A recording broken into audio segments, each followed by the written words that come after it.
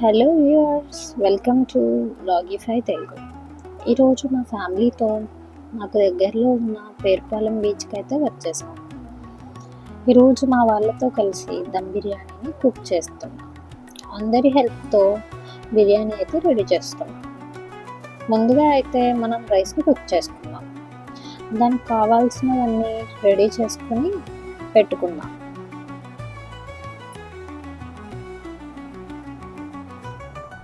తర్వాత లాస్ట్లో కొంచెం ఆయిల్ అయితే వేద్దాం, ఎందుకంటే రైస్ అనేది విరగకుండా ఉంటుంది.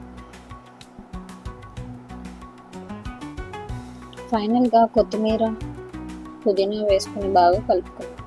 తర్వాత ఒక బౌల్లోని బాగా వాష్ చేసుకున్న చికెన్ తీసుకుని తర్వాత కొత్తిమీర, పుదీనా, కావాల్సిన మసాలాలు, కారం, నిమ్మకాయ, పసుపు ఇలా కావాల్సినవన్నీ వేసుకుని బాగా చికెన్ని బాగా మ్యారినేట్ చేసుకోవాలి.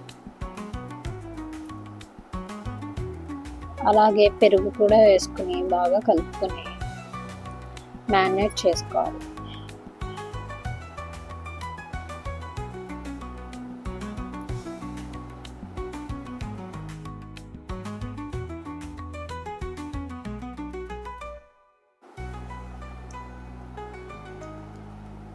ఇలా మ్యారినేట్ చేసుకున్నదంతా ఒక పక్కకు పెట్టుకోవాలి.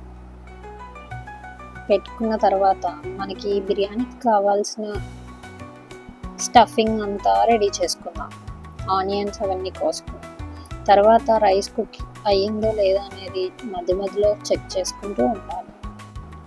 రైస్ కుక్ అయిన తర్వాత మ్యారినేట్ చేసి పెట్టుకున్న చికెన్ని తీసుకుందాం. తర్వాత జీడిపప్పు, రైస్ లేయర్స్ కింద వేసుకుంటూ స్ప్రింగ్ ఆనియన్స్ కూడా వేసుకుంటూ ఉండాలి.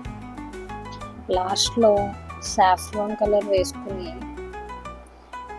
టైట్గా క్లోజ్ చేసి పెట్టుకోవాలి. తర్వాత అలా బీచ్ వ్యూని చూస్తూ కూర్చున్నాం.